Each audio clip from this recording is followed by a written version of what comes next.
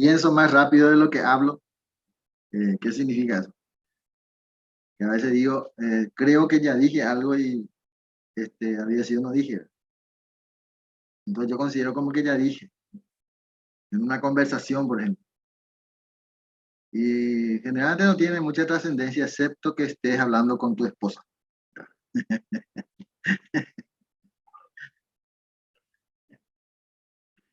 ¿Cómo? Porque pensaste rápido, más rápido de lo que escribís. Dos cosas lo que no puedes hacer en el examen.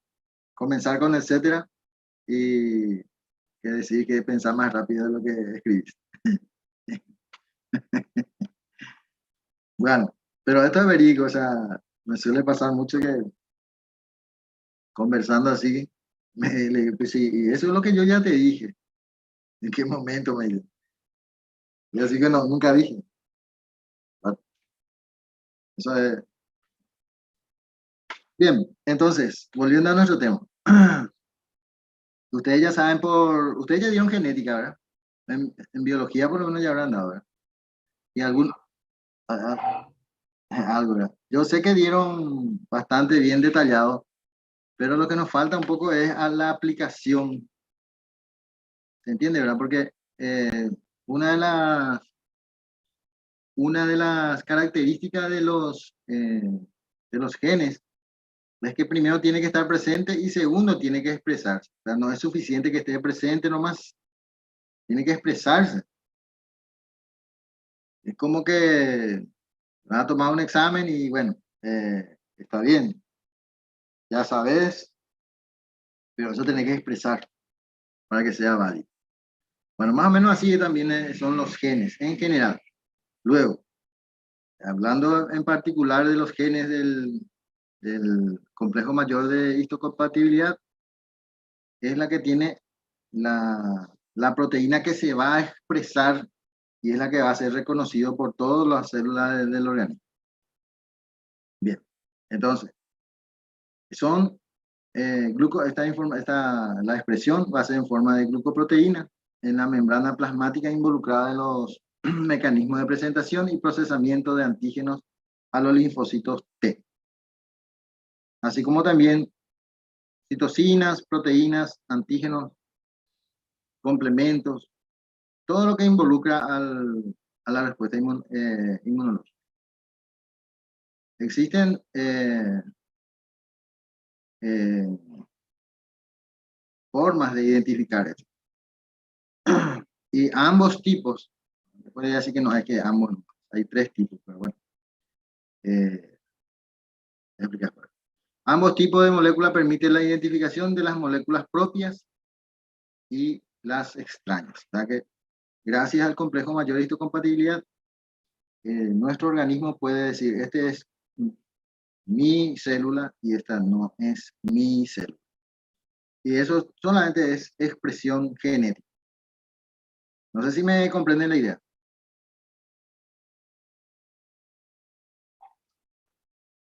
Bien, para que el complejo mayor de histocompatibilidad en realidad es una proteína o una glucoproteína, ¿sí?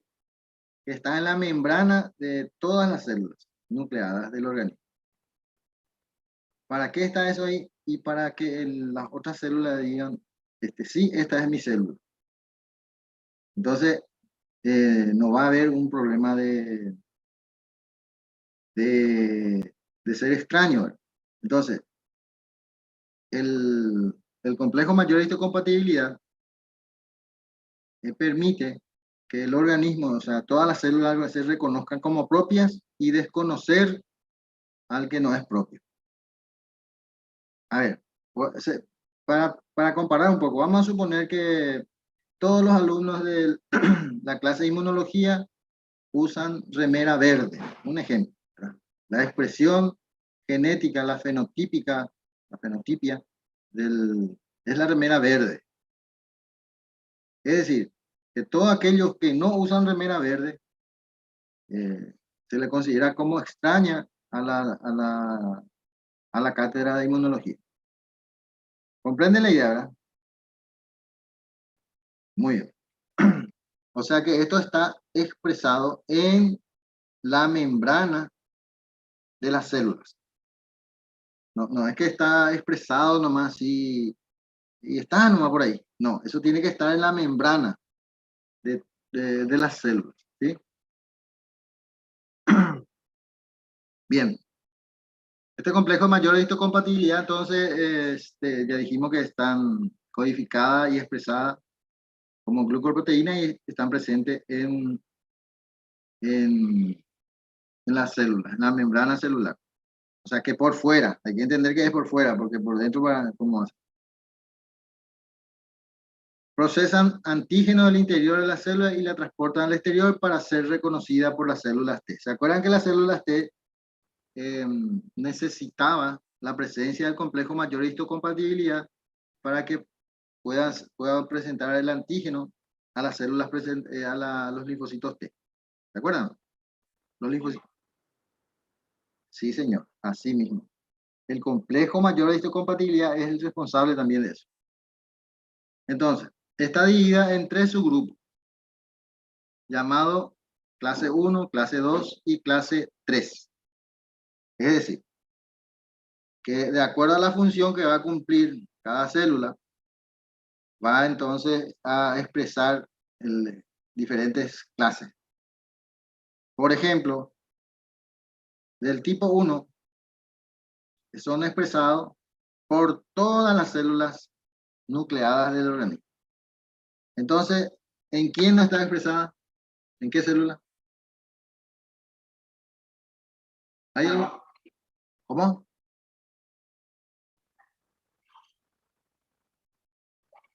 Sí, hice una pregunta. Digo, está el tipo 1, el complejo mayor de histocompatibilidad del tipo 1, están expresadas en todas las células nucleadas. Entonces la pregunta no existe entonces excepción en el organismo en la cual no tiene este complejo mayor de histocompatibilidad. Eritrocito, profesor. Los están excluidos, entonces los eritrocitos. ¿Por qué decimos que están excluidos? No posee núcleo, bro. Porque no posee núcleo, muy bien, ni tampoco mitocondria. Siempre hay que decir eso, ¿verdad? Porque ustedes saben que hay ADN mitocondrial. Entonces siempre es importante esos detalles. Bien. Solamente los glóbulos rojos no tienen expresado esta proteína. ¿Sí? Eso, muy bien. Y todas las células nucleadas. Su función es codificar dímeros, péptidos unidos a proteínas, así como un proceso antígenos, moléculas como transporte asociado al procesamiento del antígeno. Esa es su función. O sea que al final, el complejo mayor de histocompatibilidad del tipo 1 va a estar presente siempre en las células presentadoras de antígeno, porque participa más en la presentación. Muy bien, del tipo 2. En células presentadoras de antígeno. Fíjense que esto es nucleados. Todos. El tipo 2 exclusivamente en células presentadoras del tipo presentadoras de antígeno. Y codifica heterodímeros, péptidos unidos a proteínas y proteínas que modulan la carga de los péptidos en las proteínas clase tipo 2. Es decir, que el tipo 2 va a estar siempre presente en el complejo mayor de en la célula presentadora de antígeno. Y la región, el tipo 3 o clase 3. Bien, digo esto porque cuando ustedes lean los libros, siempre se va a referir solamente al tipo 1 y al tipo 2. El tipo 3 se ha descrito que son diferentes al tipo 1 y al tipo 2, pero a la vez son muy similares, pero no a dos ni a uno en particular, sino a ambos. desde el punto de vista estructural. Por eso que se dice acá en cuál célula se expresa y variable. Es decir, va a depender mucho de la función de la célula. ¿Cuál es la función del tipo 3? Y codifica para otros componentes inmunitarios como complementos, C3, C2, C4, factores, factor B, y algunos que codifican citoquinas, e incluso proteínas de shock séptico. Es decir, por ejemplo, en los neutrófilos seguro que va a estar presente el tipo 3. Pero fíjense un detalle muy importante. Esta expresión va a estar estimulado por la presencia de cuerpos, ¿cómo se llama esto? Sustancias o cuerpos que estimulen el sistema inmunológico. No es que siempre va a estar estimulado, digo expresado. Sin embargo, el clase 1 y clase 2 siempre van a estar expresados. No es que va a haber momentos en que no se va a expresar y bien. Pero ¿qué pasa, por ejemplo, si una célula,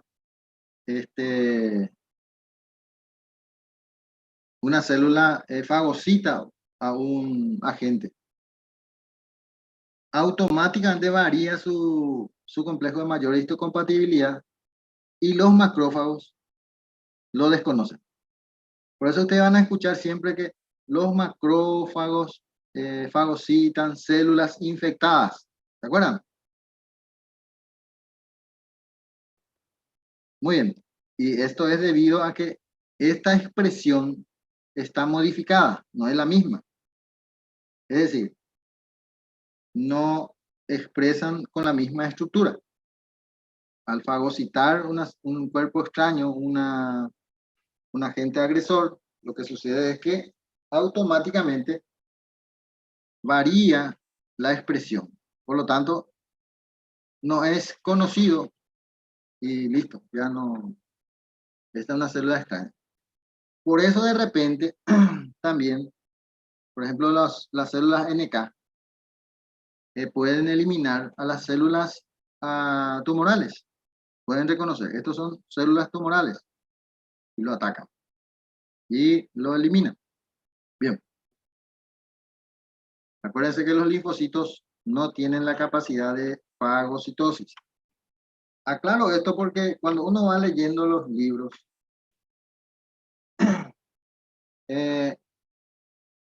algunos autores dan a entender de que sí tienen la capacidad.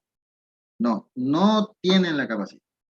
Ahora, lo que algunos autores dicen es que los linfocitos estimulan la fagocitosis.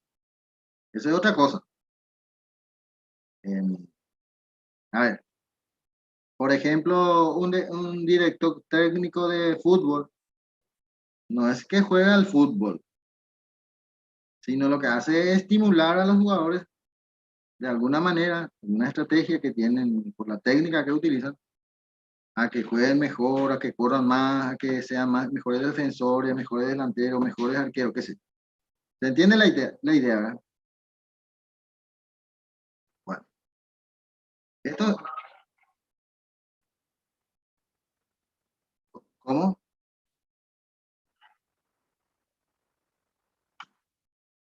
Y, y depende. Por ejemplo, linfocitos B, desde el punto de vista morfológico, son muy pequeños y por lo tanto va a estar muy limitado si es que tuviera la capacidad. Pero los linfocitos T y los NK, los NK sobre todo que son más grandes, y los linfocitos T que son, hay medianos y grandes, pudieran tener desde el punto de vista morfológico capacidad, por decirlo así. Pero tiene pseudopo, un montón de cosas, de situaciones que favorecerían, pero de igual manera no tendría sentido la fagocitosis. Porque ¿cuál es el sentido de la fagocitosis? A ver, ¿alguien puede decir eso?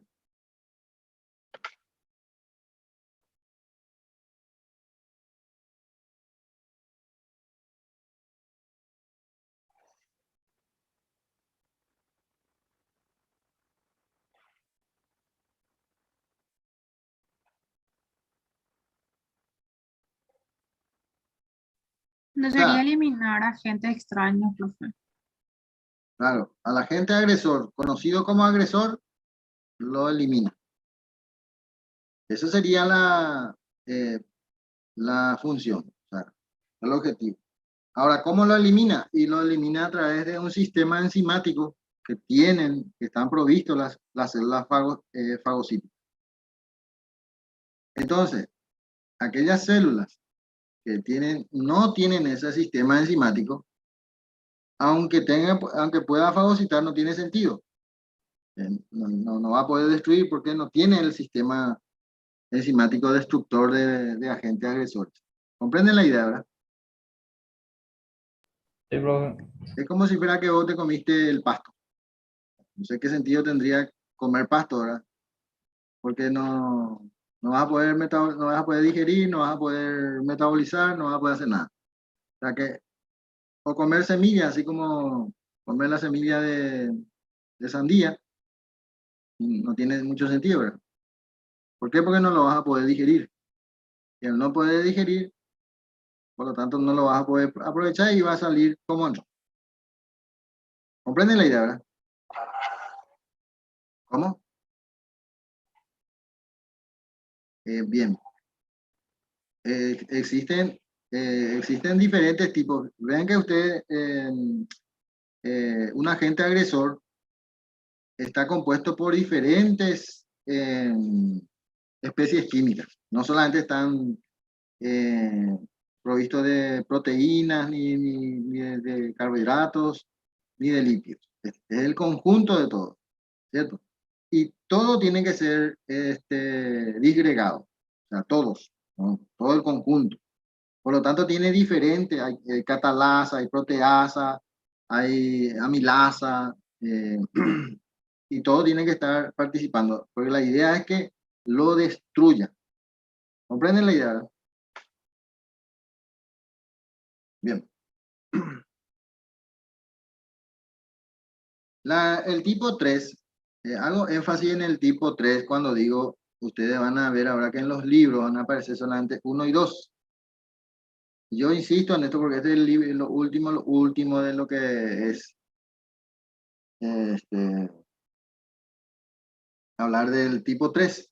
Si bien estructuralmente todavía no se le pudo identificar, no se le pudo colocar en un lugar, no es decir, uno y 2 que ya están establecidos. El 3 está en el intermedio entre el 1 y el 2 desde el punto de vista estructural, y cumple una función en particular, que ya se sabe, eh, que es muy diferente al 1 y al 2.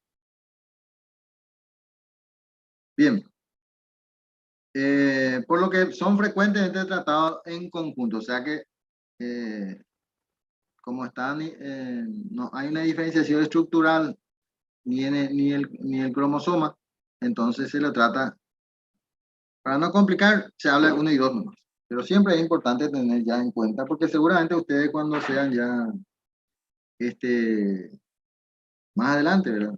No sé cuándo, ¿verdad? Pero cuando sea más adelante, yo creo que ustedes ya van a tener resuelto este dilema. Así como en mi caso, o sea, yo siempre digo, siempre y lo sostengo, eh, la generación de, mi generación de estudiantes tiene y tuvo el privilegio de ver los avances ah, de la ciencia. Es decir, lo que nosotros estudiábamos como eh, cosas por saber, como en este caso ustedes, por ejemplo, el clase 3, al rato de recibirnos, al rato de leer nueva bibliografía, ya cambió completamente. O sea, en ese sentido. Y no solamente uno, sino de varios. Estamos hablando de, no sé, con decirle que cuando yo era estudiante, el profesor de anatomía y de hematología, nos decía, y los libros, por supuesto, ellos no inventan nada, y los libros lo decían, que la función del vaso nadie sabía, o sea, no está determinado. algunos autores se arriesgaban y decían, y es probable que participe en el sistema retículo endotelial, una cosa. Pero hasta ahí no. Hoy en día hablar así es como, no sé, como no saber nada, ¿verdad? Pero eso nosotros estudiamos. Bien, yo creo que muchas cosas usted también va a ser así y hay cosas nuevas. Este COVID, para mí que, o sea, tiene su lado positivo para mí. ¿Por qué? Porque todos nosotros probablemente, y más yo veía en los jóvenes, como ustedes, que ya se comportaban como si fuera que todo ya está, ya se sabía todo ya, no hay nada, nada más por saber. O sea, que vos lees los libros y ya sabes todo ya. O sea, yo por lo menos esa era mi percepción. Vino el COVID y la población se comportó así. Ya habrán escuchado, pero ¿cómo los médicos no van a saber cómo tratar? ¿Y cómo los médicos no saben cómo diagnosticar? ¿Y cómo no sé qué cosa? Habrán escuchado ustedes eso, ¿verdad? Sí, profe. Yo no me he escuchado. Bien, eso es por qué. Y porque, eh, ¿cómo se llama? Todos nos comportamos como si fuera que todo ya se sabe, ya no hay nada más que saber, o sea, que vos tenés que aplicar nomás ya lo que sabes. Y este COVID vino a, a despertarnos, por decirlo así, en el sentido de que nada no se sabía. O sea, de esta patología, nada no se sabía. Salían algunos que se hacían guau del experto, pero le estaban tirando así en un barril sin fondo. ¿Y por qué digo eso? Y porque, imagínense, en el diciembre del 2019 aparece el COVID en, en Wuhan. En marzo del 2020 aparece acá en Paraguay. Y allá por abril, por ahí aparecían algunos que se hacían del genio y que daban clases de la patología, ¿verdad? O sea, se creían de volea, ¿verdad? Porque no puede ser que vos en... O sea, ¿cuántos años vos necesitas para ser experto en algo? Según ustedes. ¿Cuánto tiempo, verdad? 10.000 horas, como mínimo, ¿verdad? Así se llama. Claro, para ser experto en algo uno necesita un tiempo determinado y que no va a ser un mes ni 2 meses. Así es, ¿verdad? Ni aunque estuviera estudiando, bueno, entonces era lógico que todo lo que hablaban algunos eran especulaciones, o sea que se refería al COVID como, por ejemplo, cómo se comportaba la influencia A o B. Algunas personas, algunos infectólogos que querían ser la estrella del rock and roll y salían y decían eso, cada burrada que decían, ¿verdad? O sea, desde mi punto de vista, ¿verdad? En ese momento yo decía, pero a mí me parece una burrada eso, porque por una cuestión lógica. ¿Cómo es que un mes o 2 meses ya va a empezar a hablar como experto en ese tema? Porque era algo nuevo, nuevo, nuevo. No era solamente nuevo en el Paraguay, que vos podías leer en un libro europeo y que estaba en chino, no sé, estaba en jeroglífico y tenía que traducir más. No, no había de dónde traducir, no había libros, no había nada. O sea, que nadie conocía esta enfermedad ni al virus. Tal es el caso, por ejemplo, que si ustedes encuentran eh, estos desinfectantes, voy a decir una marca que, por lo que conozco, ¿no? ¿Cómo se llama? Lisoform. Ahí ustedes van a ver que elimina coronavirus. Alguna vez le toca la oportunidad de leer el prospecto ahí que está por el cilindro. Dice ahí, y elimina coronavirus. Y fabricado en 2018.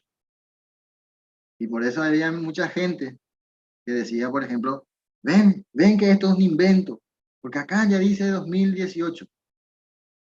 Bien. ¿Qué opinan ustedes de esa apreciación? El Creo que virus ya el virus, existía anteriormente, doctor. ¿Cómo? El virus ya existía anteriormente. para Claro, mí que de hecho siempre existió, profe, solo que iba mutando nomás, así como las bacterias con los antibióticos. claro. Después, una de las probabilidades. Lo que pasa es que, sí, escucho.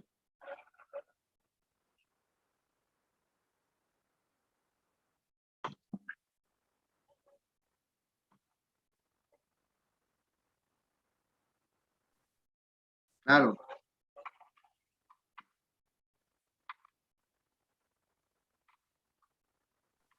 No como que claro, un virus que en ese momento no era un virus fuerte, hermano. La nueva cepa mutó y se volvió más peligrosa, digamos. Antes no era casi nada tener coronavirus más o menos.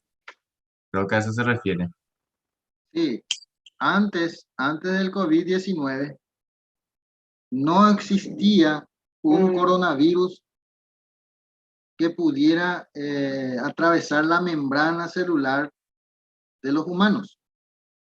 O sea que todo el mundo teníamos coronavirus, pero no nos enterábamos. ¿Por qué? Porque no era nada, no era patógeno para el hombre. Era patógeno inclusive para algunos animales, pero no para el hombre. Por eso que se llamó COVID-19, porque es una cepa totalmente desconocida y descubierto en el 2019. Sin embargo, el coronavirus ya existía como, como virus. Entonces, en este caso, es el primer coronavirus. Por eso que se especulaba tanto que, ¿se acuerdan que los chinos comían murciélagos, monos, algo, no recuerdo cómo era el asunto? Ángoles, bueno. Entonces, y que también comían serpientes y que de ahí se pasó a no sé quién. ¿Cómo decir? De aquí, de una taza pasó a la otra taza y yo me tomé esa taza y ese mutó y una cosa así. Es que era complicado la biología para ese entonces. Lo cierto es que el coronavirus apareció y lo más probable haya sido una ingeniería genética. ¿Qué es una ingeniería genética? Y sencillo, hacemos que un virus que no expresaba ciertas proteínas o glucoproteínas y que ahora lo exprese. Y ya está ya. Ese nomás es el esquema, ¿verdad? Y esa sería una de lo más probable, ¿verdad? Porque la evolución, como dicen ellos, prácticamente es imposible la forma que explicar. Tratando de justificar algo que no parecía lógico. Que de un animal pasa a otro animal, ahí mutó, luego, o sea, tiene que ser una coincidencia, pero de 1 en 1 millón para que eso ocurra. O sea, para no decir que no es imposible, pero bueno, era muy poco posible. Podemos disentir en muchos aspectos en esto, pero siempre hay que usar la lógica molecular y la lógica biológica para tener una explicación a esto. O sea, los genetistas no aprueban esto. Los genetistas dicen que un, un gen que pretende evolucionar a otro gen, ese es prácticamente imposible. O sea que la posibilidad es 1 en 1 millón, eso sería. Luego hay que ver la pervivencia de ese gen, que es otra historia. Bien, fíjense que apareció el COVID-19 y después ya no apareció otra cepa. ¿O sí apareció?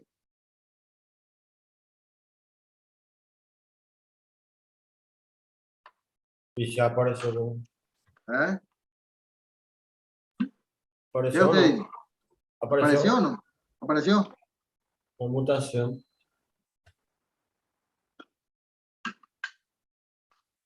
Pero la cepa COVID-19 es la que hace daño, ¿cierto? Y después tuvimos el Delta, después tuvimos el Omicron, después tuvimos, no me acuerdo aquí, bueno, 3 mutaciones detectadas. En realidad se habrán detectado, no sé, millones de mutaciones, pero no todas esas mutaciones otra vez hacían daño. Algunas, o sea, pasaban desapercibidos. Por eso que de repente también se tenía dudas sobre la prueba del PCR. ¿Se acuerdan? Pues yo nomás lo que soy así, como yo estoy en el tema, capaz que yo nomás soy el que le siga esos detalles. Pero habrán escuchado, porque la prensa, sobre todo los amarillistas, siempre hablaban de la duda que el PCR no se fabricó o no se utilizó nunca para diagnóstico, sino solamente para detectar moléculas.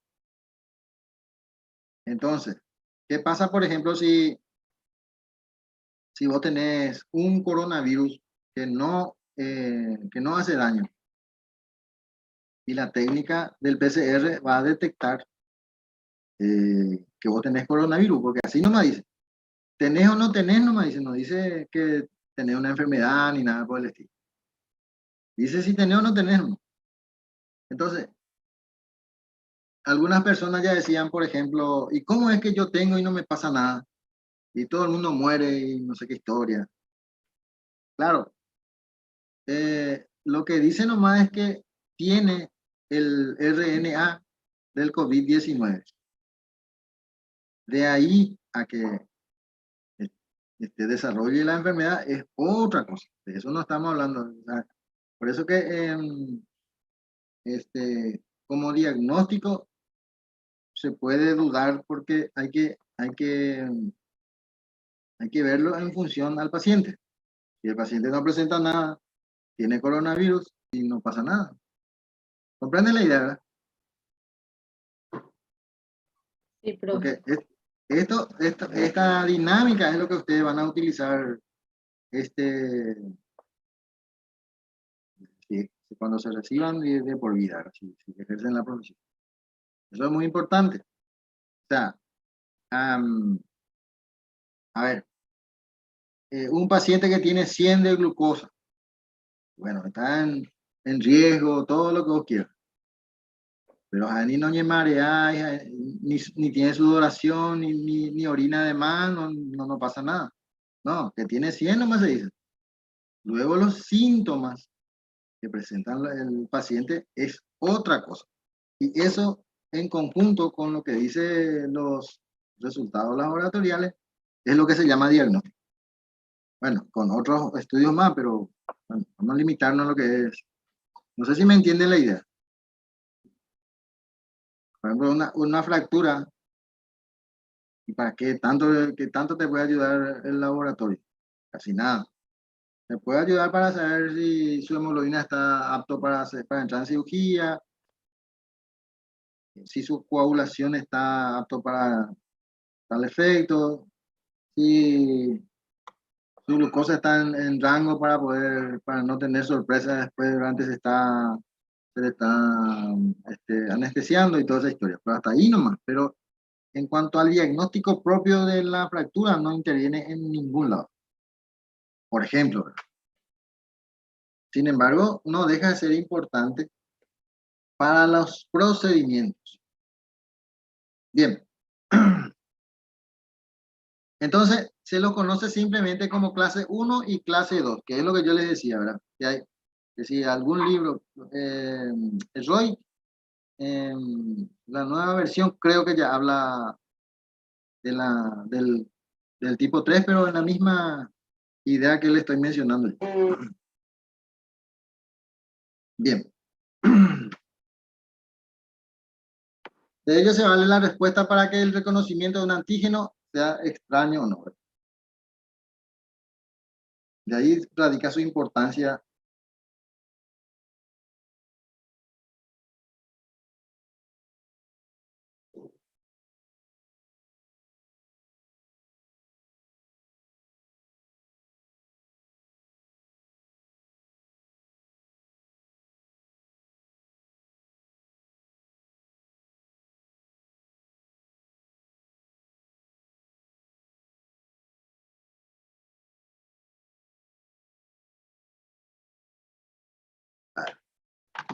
Me preguntan algo de la facultad y no.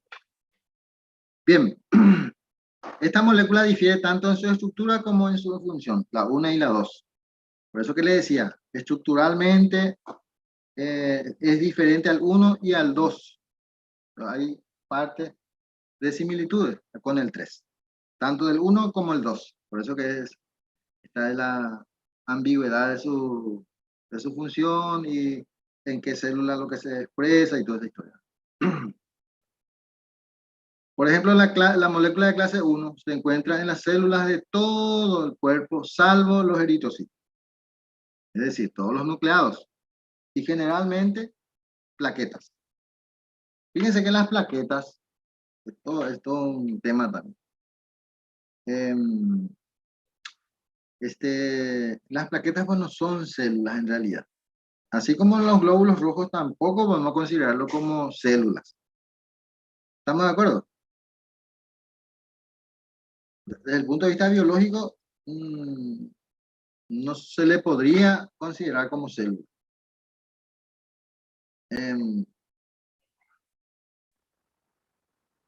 Claro, los megacariocitos son como sería las plaquetas, las madres serían. No es tanto así, pero cuando las megacariocitos lo que sucede con ellos es que cuando explosionan, generan las plaquetas. ¿Sí? ¿Comprenden? Un megacariocito va a desencadenar una enorme cantidad de plaquetas. Por eso de repente también, cuando aparece un mega plaquetas en el torrente sanguíneo, no es muy buena señal. ¿Por qué? Porque quiere decir que en función a eso va a estar disminuido. Porque en vez de salir pequeñitos de 2 a 3 micras, aparecen de 1 de 8 a 10 micras. Entonces, ¿qué significa eso? Significa que en función a eso puede estar disminuido. No es que sea una trombocitopenia verdadera, sino hay una falta de estimulación a la explosión definitiva, ¿no? En ese caso, por ejemplo, un estimulante bueno sería, por ejemplo, un corticoide. Entonces se resuelve el problema. Si es ese el problema. Ahora, si no es ese el problema, por supuesto que no es. Bien. No sé si me hice entender o compliqué todo. Eso. Bien. Son necesarios para el reconocimiento antigénico por parte de las células T, citotóxicas, y las moléculas de clase 2 están presentes solo en células del sistema inmune, por ejemplo, células dendríticas, monocitos y otros, para la presentación de antígenos. Eso no significa que los otros no van a poder presentar antígenos. Cuando las papas queman, al final todos presentan antígenos. Hasta las células T pueden presentar antígenos. Las células B también pueden presentar antígenos. O sea, va a depender de la situación. Pero estamos hablando de condiciones normales, ¿sí?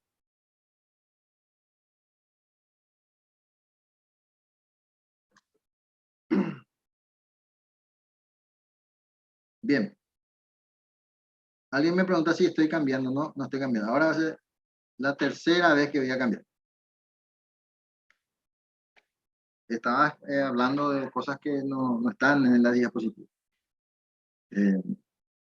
Porque al final lo que yo pretendo con ustedes es que no es que se aprendan cosas así muy cerradas, como en biología o otras asignaturas que son más básicas, sino que puedan correlacionar las cosas que hablamos con las cosas reales, con las cosas que se viven. ¿Comprenden la idea, verdad? Porque si no, pues uno no aprende nunca. O sea, si vos no aprendiste a correlacionar, y amigo, no aprendiste prácticamente nada. Bien. Entonces acá, antígenos leucocitarios humanos. Los antígenos leucocitarios humanos, abreviado HLA, acrónimo del inglés Human Leukocyte Antigen. Bueno, el que habla en inglés, entonces me va a disculpar la forma de la pronunciación, pero la idea es que de ahí viene la HLA, que es lo que yo les decía un poco, para el humano esto es HLA. O sea, en vez de decir complejo mayor de histocompatibilidad tipo 1 o 2, se puede hablar de HLA1 y HLA2. Bien, y son antígenos formados por moléculas que se encuentran en la superficie de casi todas las células de los tejidos de un individuo. Y también en los glóbulos blancos o leucocitos. Lo que pasa es que se descubrió en los leucocitos, entonces por eso se le puso ese... ¿ya?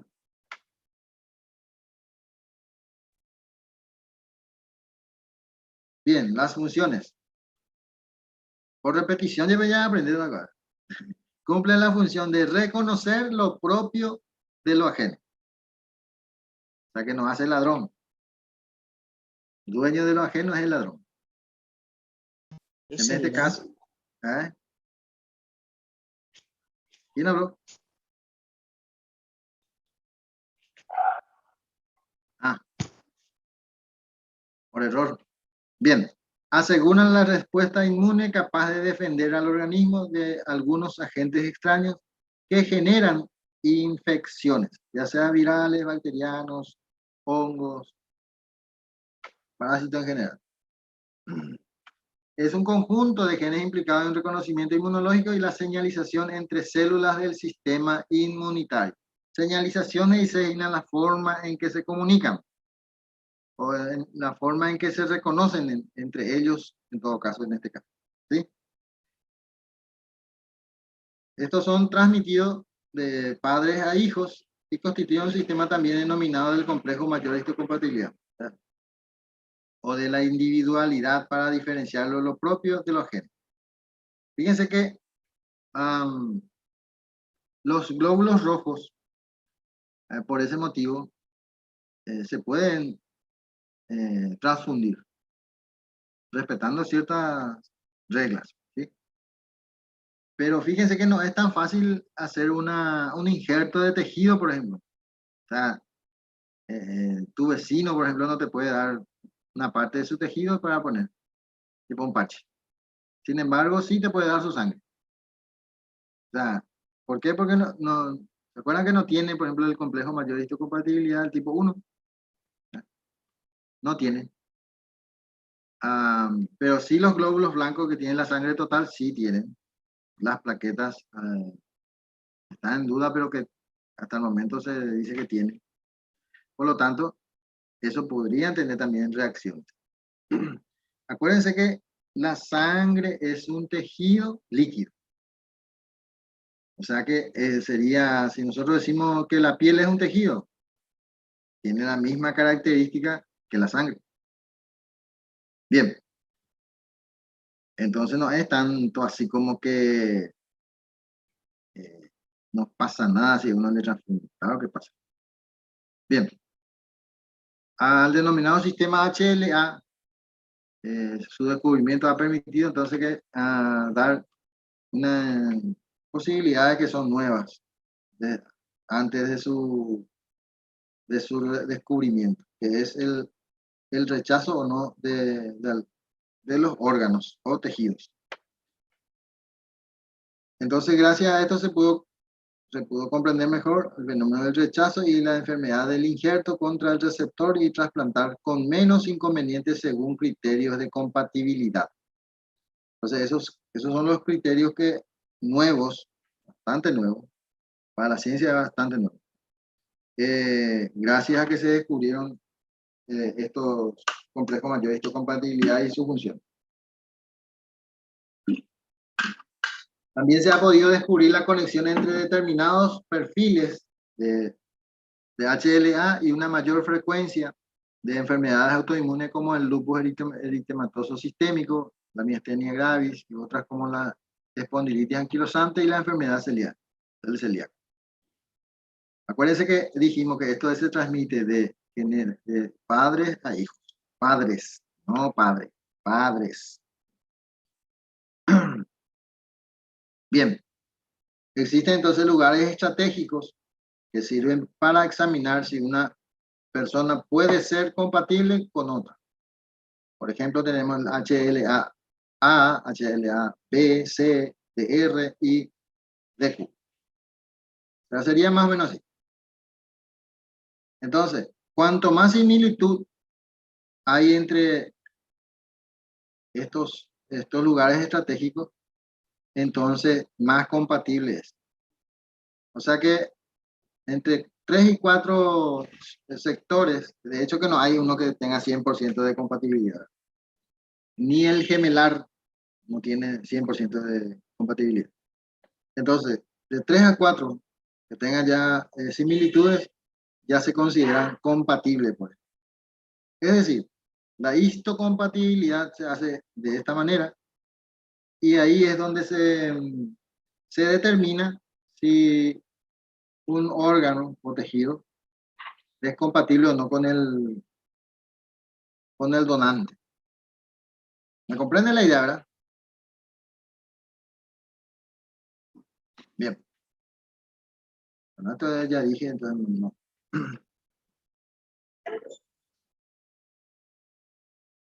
Y estos son estudios genéticos. Por eso que son caros. Bastante caros. Y no es que se hace en cualquier parte. ¿No? O sea, no se puede hacer en un laboratorio común. Tiene que ser porque son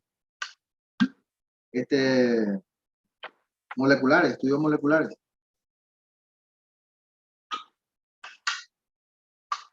Entonces, ¿cuál es la estructura de la molécula de HLA? Se encuentra inserta en las membranas celulares y está formada por 2 glicoproteínas unidas entre sí por interacciones de naturaleza no covalente. Se organizan en dominios, al igual que las inmunoglobulinas. Por eso que esto, ¿se acuerdan que le dije? La superfamilia de la inmunoglobulina. Bueno, porque tiene características de inmunoglobulina. Por eso. Entonces tenemos de esta manera. La teoría clásica, la molécula HLA1, por ejemplo, es A, B y C, y 2 es DR, DQ y DP. La no clásica se caracterizan de estas zonas o estos dominios, pero las que se utilizan legalmente hasta hoy día son estas. Bueno, están los americanos que utilizan todavía también esta parte, pero son de menos utilidad. Primero porque no tenemos la infraestructura nosotros para hacer y por lo tanto es más complicado.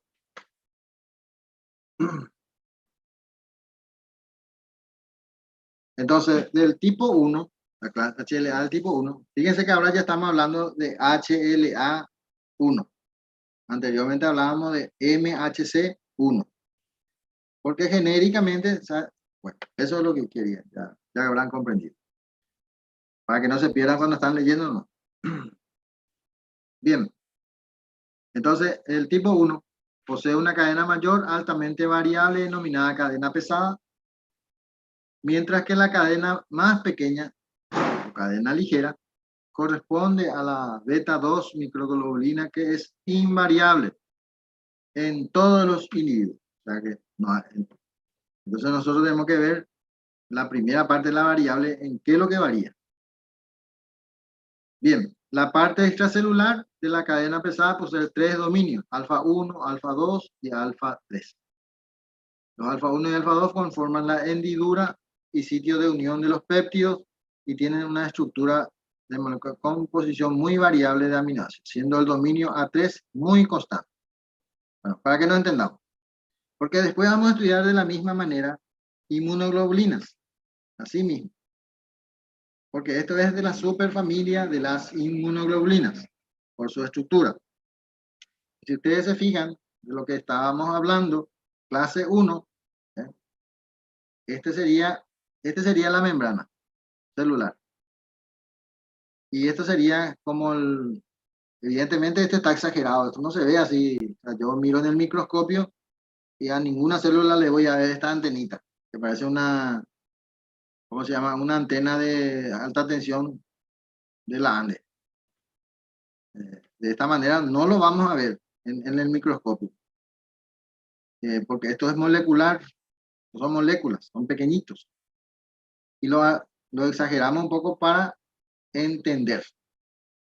Entonces, de eso estamos hablando. Fíjense, si yo les muestro esto acá, esta clase 1, y les leo lo que dice acá, posee cadena mayor altamente variable, corresponde, la parte extracelular es alfa 1, alfa 2 y alfa 3. Alfa 1, alfa 2 y alfa 3. ¿Se fijan? Y alfa 1 y alfa 2, la hendidura o sitio de unión de los péptidos entre una estructura de molécula de HLA. Alfa 1 y alfa 2. Es decir, aquí va a estar el antígeno, se va a unir acá al antígeno para que sea presentado. ¿No es lo que significa? No participa ahí alfa 3, por ejemplo. Bien. Composición muy variable en aminoácidos, siendo el dominio alfa 3 muy constante. O sea que por eso está acá, aquí. Y fíjense que acá tiene en la parte intramembranal, que es por donde está fijo, sería una zona constante. Y es importante también fijarte que acá parece que acá está amputado aquí, en comparación a lo que es la clase 2. Bien, la clase 2 posee dos cadenas alfa y beta, muy similares en tamaño y muy variables en sus dominios. ¿Saben lo que son los dominios, verdad?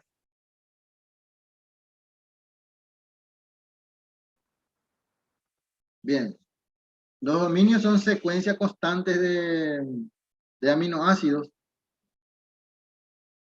Cuando varía, se corta el dominio, por decirlo así. O sea, si yo, por ejemplo, si yo voy a clasificar por dominio a la clase, digo, a ver, existen los varones y las mujeres. Muy bien. Entonces, dominio de varones, y cito, está fulano, fulano, fulano, fulano, fulano, fulano y fulano. Pum, aparece una mujer, se cortó el dominio de los varones y empieza el dominio de las mujeres. Fulana, fulana, fulana, fulana, fulana. ¿Entienden cómo funciona, verdad? Eso. O sea que son dominios, es decir, que si yo sigo de tal manera y encuentro que se corta a través de las mujeres y encuentro otra vez varones, son del mismo dominio, ¿verdad? Varones. Ahora, suponiendo de que terminaron, o sea, no existe más ni varones ni mujeres, y empezamos con los perros, ¿verdad? Entonces, aparecen los perros, ese es otro dominio y otra. ¿Me entiende la idea, verdad? De organizar y reconocible. No es ir, que vos podés reconocer eso. Yo veo ese conjunto de varones, ese es el dominio de varones. Veo el conjunto de mujeres, ese es el dominio de mujeres, ¿entienden? Veo el conjunto de animales, de perros, por ejemplo. Sí, ese es el dominio de los perros. O sea que uno puede reconocer fácilmente esos dominios. Y no solamente nosotros, sino también los antígenos. ¿Se entiende, verdad? Porque la idea pues es que sea factible que un antígeno pueda albergar ahí esa zona y se fije y que pueda ser presentado, por ejemplo. Bien. Eso. Entonces, y muy variadas en sus variedades extracelulares, alfa 1 y alfa 2, beta 1 y beta 2, pues conforman el sitio de unión a los péptidos, al igual que la molécula de... Si nosotros nos fijamos aquí, alfa 1, beta 1, la diferencia es que acá es alfa 1, alfa 2, la clase 1. Y la clase 2 es alfa 1, beta 1. Esa es la diferencia. Después es muy similar. Acá tenemos alfa 2, que sería la parte constante, porque esta sería la parte constante de o sea, todas las especies, todas las células tienen esto aquí. Lo que varía son esta parte. Que también cuando estudiemos ahora la parte de inmunoglobulinas, van a ver que es muy similar a esto. Bien.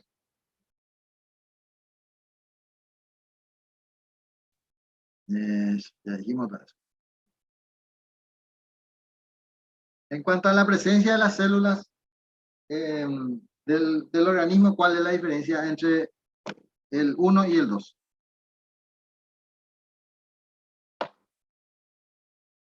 El 1 está presente en todas las células menos en los eritrocitos, profe. ¿Y la 2? ¿Y a la 2 qué le pasa?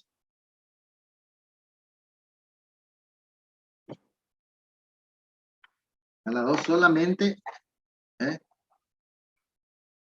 No, las dos es la del HLA del tipo 2 solamente en las células del sistema inmune. Las células dendríticas, las células de Kupffer, todo eso. ¿Recuerdan? El resto, eso. El resto, el 1 es en todos los nucleados. Como los eritrocitos no tienen núcleo, entonces no están ahí presentes. Bien. Y por supuesto que estos son expresiones nucleares. Eso es lo más importante que hay que comprender. ¿Cuáles son las funciones del complejo mayor de histocompatibilidad en general? No están ahí para complicar la evolución humana, por ejemplo, interfiriendo en la realización de trasplantes, que es uno de los PAA que se tuvo que resolver para realizarlo. Muy por el contrario, este complejo génico y la molécula de HLA, fíjense que es un complejo génico y que expresa la molécula HLA, los complejos mayores de histocompatibilidad, es lo mismo. Posee importantes funciones en la defensa del organismo frente a sustancias extrañas, colaborando en hacer posible su identificación correcta como algo distinto a lo propio. Al ser distinto a lo propio, entonces dice, a este le tenemos que atacar. Esa es la importancia, esa es la función más importante. Es decir, que el complejo mayor de histocompatibilidad en el organismo es como si fuera la cédula en nuestro país. Suponiendo de que viene la policía y te dice, a ver su cédula, señor, le muestra. Ah, bueno, espectacular. Bueno, supongo que en esta clase hay personas que no son paraguayos. El brasilero supongo que hay, ¿no? Entonces, le muestra la cédula al policía o a la policía y ya empieza a dudar. Usted tiene permiso para estar aquí en el país y tengo en casa. Bueno, mientras tanto vamos a ir presos y si no presenta, le vamos a tirar ya en Foz de Iguazú, una cosa así. Bueno, entonces más o menos así las células se comportan con las células extrañas. Solamente que lo fagocitan, no lo tiran en Foz. Lo fagocitan y lo eliminan. Y acuérdense que las células malignas, las células tumorales, por ejemplo, si bien expresan el complejo mayor, pero es distinto.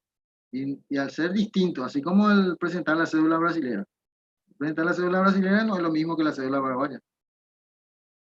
Entonces, evidentemente, la reacción es diferente. Bien.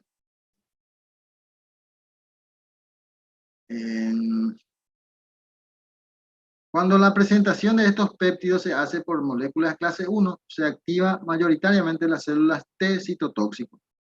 Cuando la presentación se hace por moléculas de clase 2, se activan la mayor parte de linfocitos T colaboradores. Es decir, que ambos complejos. ¿Saben por qué le decimos que es complejo también, verdad? ¿O no?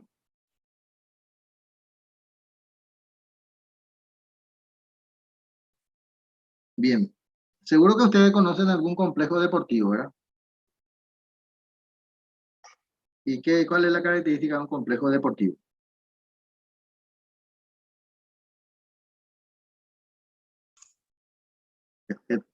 Claro, vos podés jugar ahí fútbol, tenis, básquetbol, vóley. O sea, no tiene un deporte en particular. Y por eso se le dice complejo. ¿Me entiendes, verdad? Bien. A todos aquellos que son un conjunto de cosas, se les llama complejo. Por ejemplo, complejo, antígeno, anticuerpo. Siempre vamos a hablar de complejo, porque tiene un conjunto de cosas, no es que una sola cosa. ¿Se acuerdan?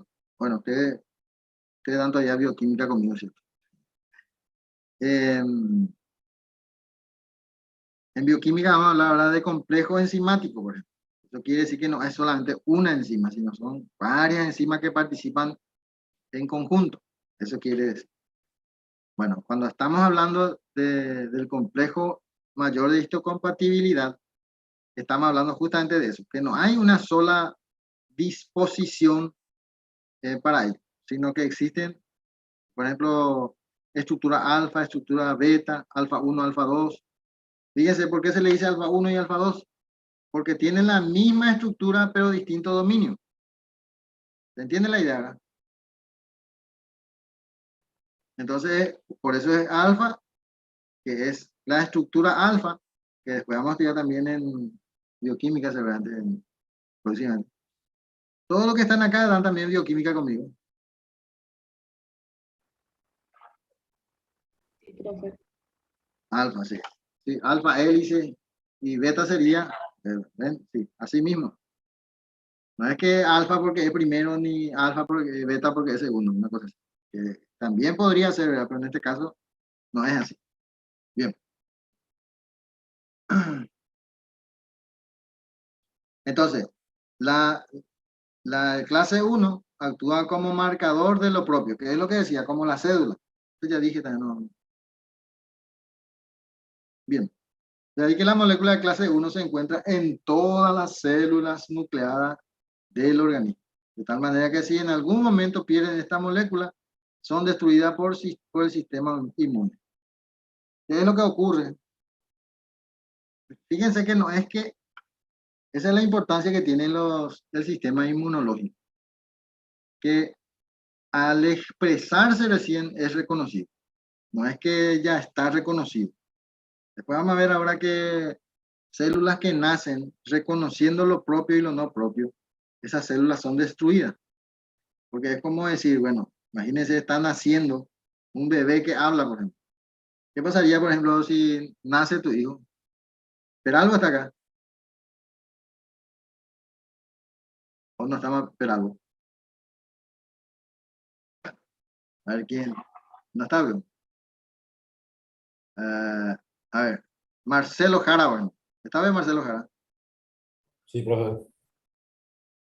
¿Cuántos años tenía Marcelo? 21. 21.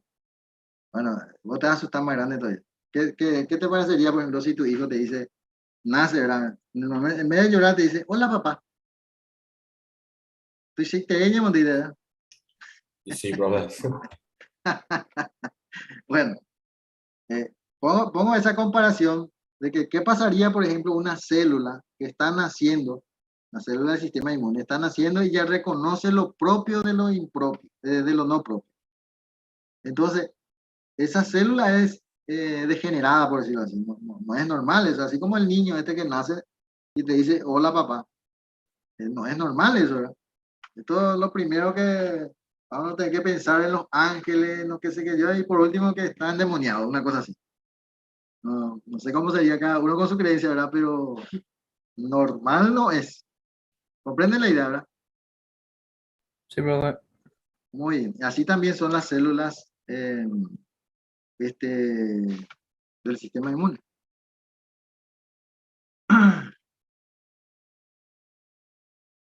Entonces, de esta regla se salvan los glóbulos rojos, porque ellos, pobrecitos, son diferentes.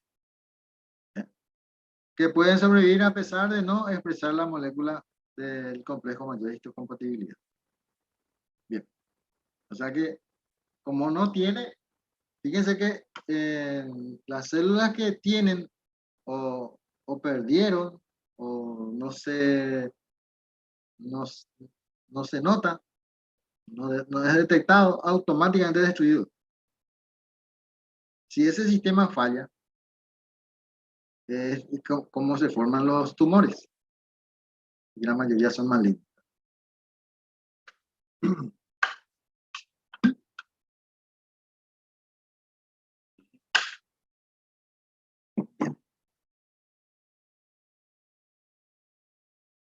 Si hay alguna duda, ustedes me preguntan y este ya dijimos, no llama así porque.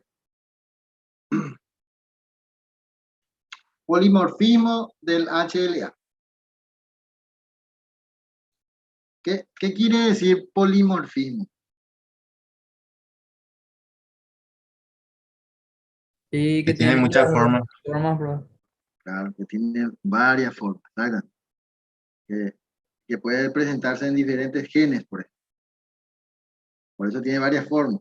Fíjense una cosa que, y esto que les voy a mencionar, es bastante llamativo desde el punto de vista desde el punto de vista que ustedes digan. Es súper llamativo. Las inmunoglobulinas, que son muy similares al complejo mayor de histocompatibilidad, se expresan en diferentes genes y varían de acuerdo a la expresión que tiene el antígeno. O sea que hay un modulador, por decirlo así. ¿Se acuerdan que yo les había dicho, por ejemplo, inmunoglobulina M para toxoplasmosis? Inmunoglobulina M para dengue. Son dos cosas totalmente diferentes. Pero sin embargo los dos son M. ¿Comprenden la idea, verdad? Bien. Imagínense ustedes si todos los M solamente va a reconocer toxo o solamente dengue. Eso sería un problema grave desde el punto de vista de la defensa, ¿verdad? Y el polimorfismo, eso es lo que le caracteriza. Que gracias al polimorfismo, nosotros podemos tener esa variación de inmunoglobulina, de complejo mayor, todo de la superfamilia. Los linfocitos, la TCR, todo. Bien. Y eso solamente ocurre en animales superiores. No ocurre, por ejemplo, en los animales inferiores, unicelulares, que sí tienen un sistema de defensa, pero muy rústico, no como los animales superiores. Dentro de los animales superiores, el más complejo de todo somos nosotros los humanos. Bien. Bueno, esto es así porque cada molécula solo puede presentar un número limitado de péptidos. Por tanto, a mayor variabilidad de las moléculas del HLA, más posibilidad de presentar péptidos diferentes que existen, ¿verdad? Existentes. A eso se refiere a ver, un ejemplo claro de polimorfismo es, por ejemplo, las proteínas, cualquier proteína. Ustedes saben, ¿verdad?, que en la naturaleza hay 20 aminoácidos nomás, y de los cuales se forman millones de proteínas, que son distintos. Y ustedes van a decir, pero ¿y cómo de 20 puede haber tanto?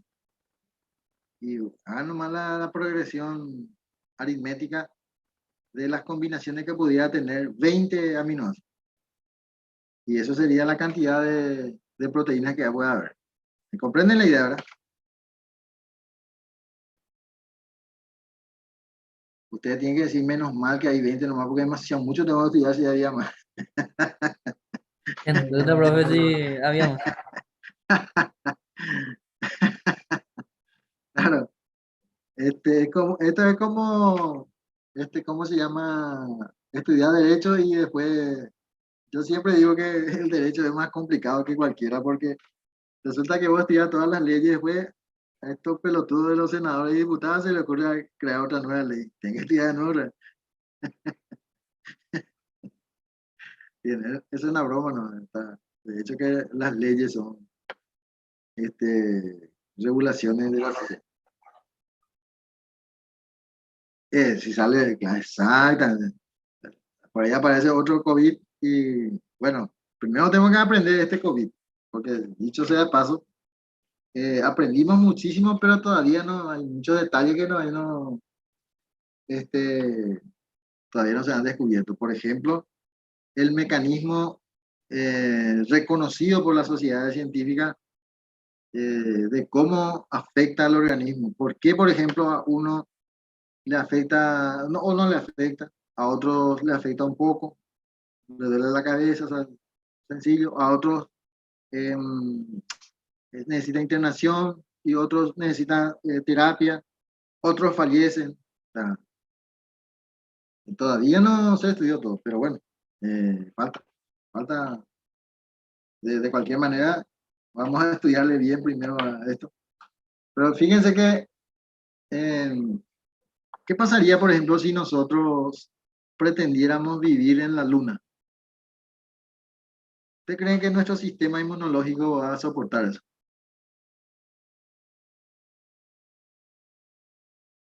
¿Hay otra opinión diferente? Depende, profe. Yo pienso, profe,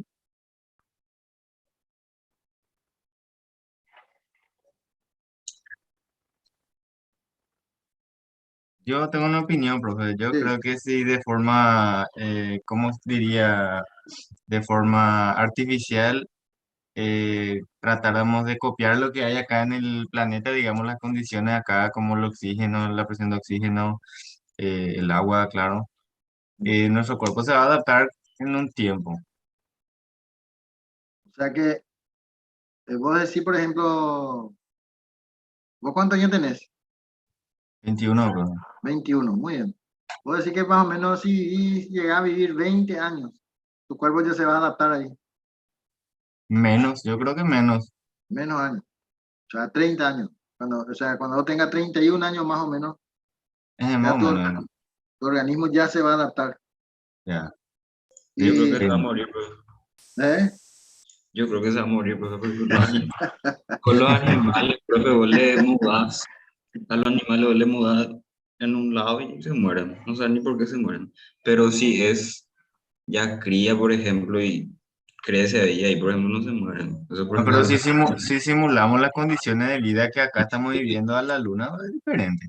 y Ahí no, sí pero podría ser más viable. yo digo que te vas a Ah, morir. claro, es posible, era crear, Así Depende como quién hay te lleve, estaciones, profe. así como hay estaciones espaciales, gente viviendo en el espacio, no claro, sé.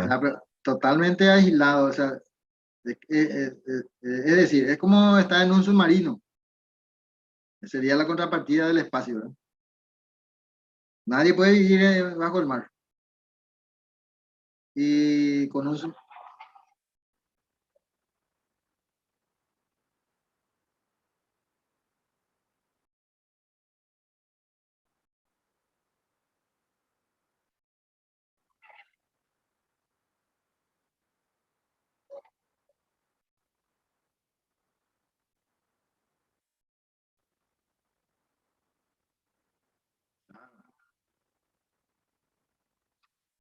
no, de hecho que en las condiciones, nuestro sistema inmunológico solamente puede reconocer lo que hay acá en el planeta.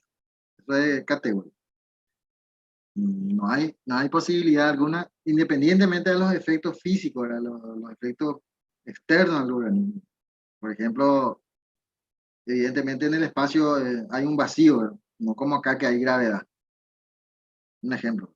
Eso es la Eh, fuerza de gravedad, lo que puede hacer diferencia, pues es como, no sé, en claro, el espacio dentro de un tiempo ya vas a tener osteoporosis porque tus huesos ya no van a funcionar por la bueno, falta de gravedad. hay varias teorías, ¿verdad? Sobre ese tema, ¿verdad? Porque hay que entender, por ejemplo, cuando decimos por las chicas o mujeres, ¿verdad? No hablo de chicas jóvenes, hablo de mujeres ya mayores. Eh, por ejemplo, cuando se le caen los pechos, decimos, el efecto de la gravedad está difícil, una cosa así, ¿verdad? Que es cierto, no es que sea una burla, no es el efecto de la gravedad sobre el organismo siempre es traerlo hacia abajo, ¿verdad? Entonces existe una contrapartida, una teoría, por supuesto, que cuando uno se va al espacio, prácticamente no envejece. Ustedes habrán visto películas de ciencia ficción, por ejemplo. Claro que estamos hablando de ficción, pero existe la teoría de que es real. este, eh, que personas que se fueron al espacio y más o menos pasó 100 años en el espacio y vino todavía con el mismo físico que se fue. Una cosa así. Hay ciencia ficción sobre eso. Como yo siempre digo, ¿verdad? La ciencia ficción, hasta donde yo suelo observar, la ciencia ficción, muchas cosas de lo que era ciencia ficción cuando yo era criatura, ahora es realidad. El teléfono celular, por ejemplo. Esto era ciencia ficción para nosotros. ¿Verdad? Nosotros veíamos esas películas que hablaban por teléfono. Uno de lo que me acuerdo ahora mismo es el Superagente 87, que sacaba su zapato y ahí discaba. Por supuesto, era disco su teléfono. Hoy en día eso es realidad. Eh, y hay otro montón de ciencia ficción que hoy es realidad. Eh, Ustedes habrán visto también esa película 2012, ¿no? ¿Puede ser? Realmente no sé, pero el que se congela toda la Tierra, eh, bueno, siempre por los americanos nomás lo que se congela. Pues en México ya no se congela más en las películas. Pero más o Primero menos, era 2009, profe. Después ¿cómo? pasó el 2012. Esa era la película, ¿verdad? ¿O no? Sí. Bueno, solamente que pasó desapercibido esta parte que les voy a decir, porque a mí siempre me llamó la atención. Esa película comienza con un científico que se va a la India y entra así más o menos debajo de la Tierra, o sea, casi el centro de la Tierra, que estaban haciendo unos experimentos.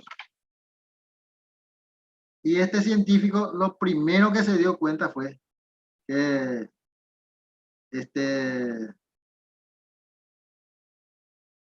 que las reacciones químicas estaban siendo inversas en esa, que eso significaba que en vez de absorber calor, o desprender calor, mejor dicho, absorbía calor o energía, lo que significaba que el planeta se iba a congelar, porque esa reacción se hizo inversa. Bueno, esa parte pasó desapercibido. De hecho, que eso es ciencia ficción, ¿verdad? Pero que en la realidad, si eso ocurriera, es cierto. ¿Verdad? Si las reacciones fueran inversas, todas las reacciones, o sea, en vez de ser reacciones electrónicas, fueran reacciones nucleares, entonces ahí, o sea, que se intercambian protones en vez de electrones, entonces ahí sí habría serios inconvenientes. En cuanto a la energía y el planeta corre el riesgo de... Bueno, explico nomás esto de que...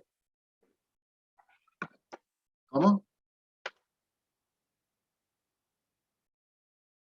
No es antimateria porque los antimateria pues, son los quarks y toda esa historia. O sea que los antimateria pues sería, por ejemplo, que el protón tiene una sombra, sería, para nosotros sería como una sombra, que estaría en otra dimensión, que sería el negatrón, sería.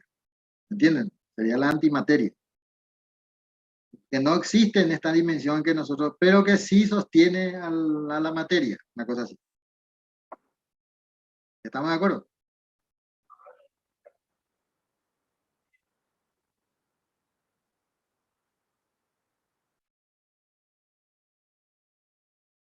Sí, no, es más o menos sería su antimateria.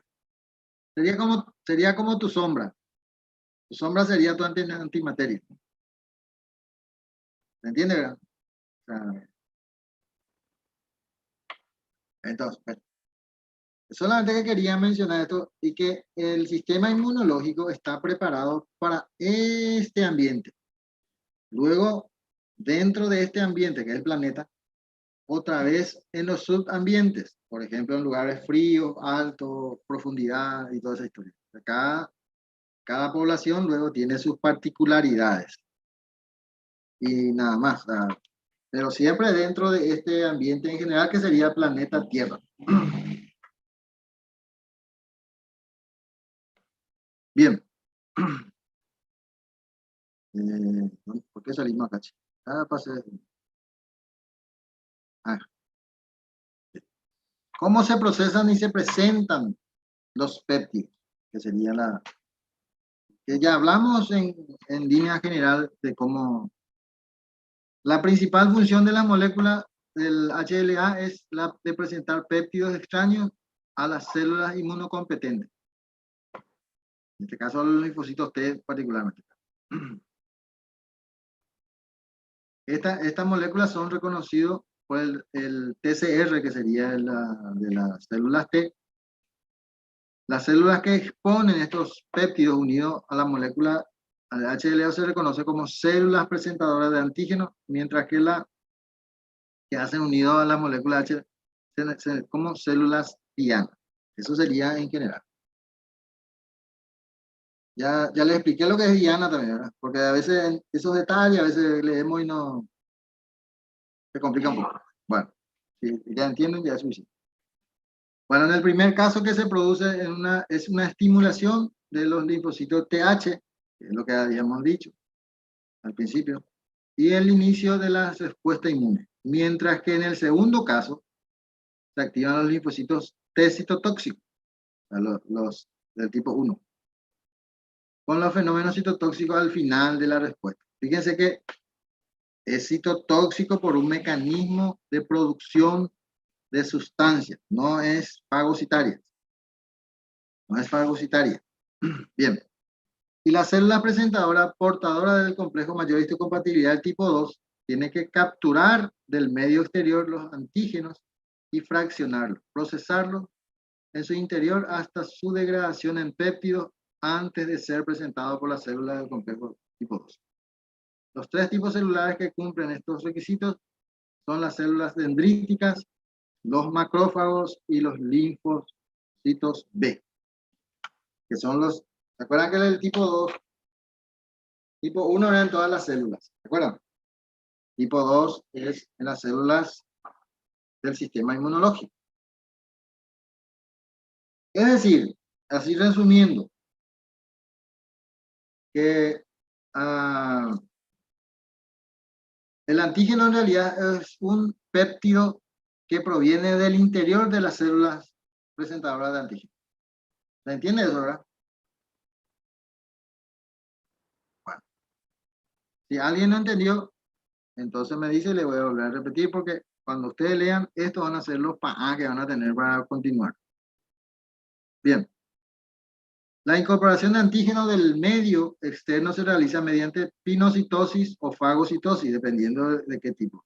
Si es molécula, pinocitosis, si es cuerpo, fagocitosis. Según el tipo de partículas y células.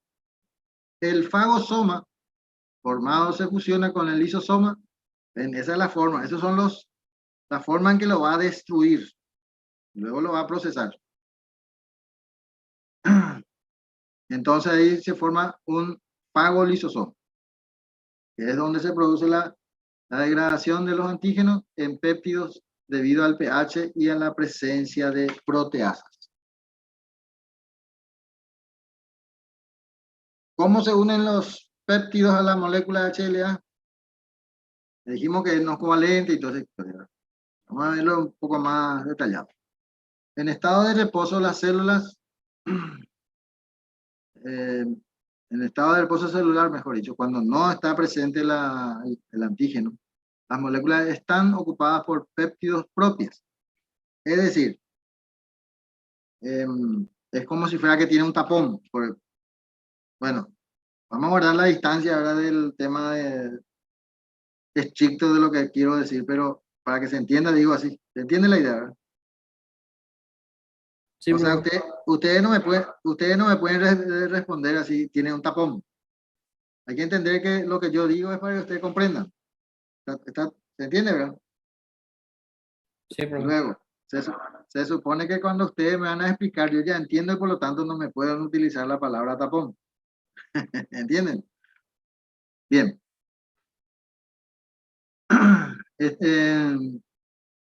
Pues esos péptidos pueden ser endógenos o exógenos, pero cuando el organismo es atacado por un agente extraño, por ejemplo un virus, estos péptidos naturales son desplazados por los péptidos virales. Entonces ahí aparecen. Express. Bien. Sí, Vamos a profe. ver.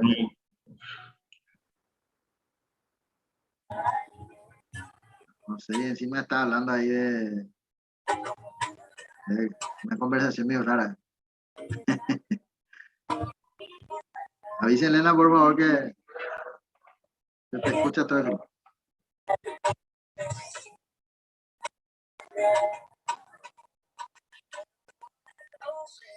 Bien. Dígale que ponga más fuerte. No se te escucha bien, es que pensó que se le dijiste. Bien. Entonces, debido al polimorfismo de las moléculas HLA, cada molécula de histocompatibilidad presenta una secuencia de aminoácidos distinta en lugar de unión al peptido, que es lo que decíamos un poco.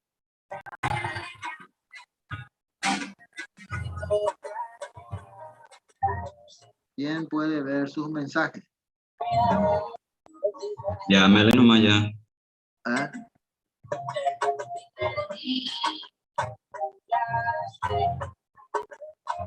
Oye, pilla palo y tal, la farra y en la clase. Es su vecino, bro. ATR, da, bro. Yo lo sospecho de muchos de los muchachos que están en la pileta y digamos, ahí la computadora, bueno, ese es mi, capaz que soy muy, me imagino nomás cosas raras, pero ya viene. Bien, esto implica que existen, esto que ya habíamos hablado, la preferencia en cuanto al patrón de péptidos que se unirán a cada una de las moléculas de HLA. Eso es lo que decíamos, su polimorfismo, a ver, podríamos comparar también el polimorfismo como, si nosotros comprendemos que son diferentes secuencias que va a implicar diferentes estructuras luego. Podemos pensar, por ejemplo, en la mano. ¿Sí? Que si yo voy a agarrar algo redondo, mi mano toma la forma redondeada, y si voy a tomar algo cuadrado, y eso decía, se va adaptando a la estructura de lo que voy a tomar. Eso más o menos es así, son todos lo de la superfamilia bueno, el otro que forma parte de la superfamilia de la inmunoglobulina son las TCR, o sea, receptores de células T, que es exclusivo de células T. A veces yo hago una pregunta en el examen, el TCR, linfocitos B, células dendríticas, mamá. ¿Qué color es el caballo blanco del mariscal? Una cosa así es la pregunta ahí. Y no hay caso.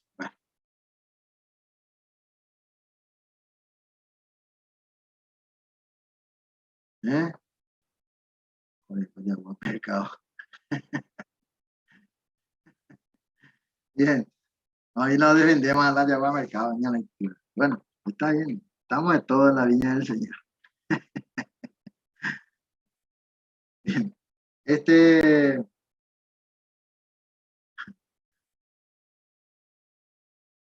Entonces,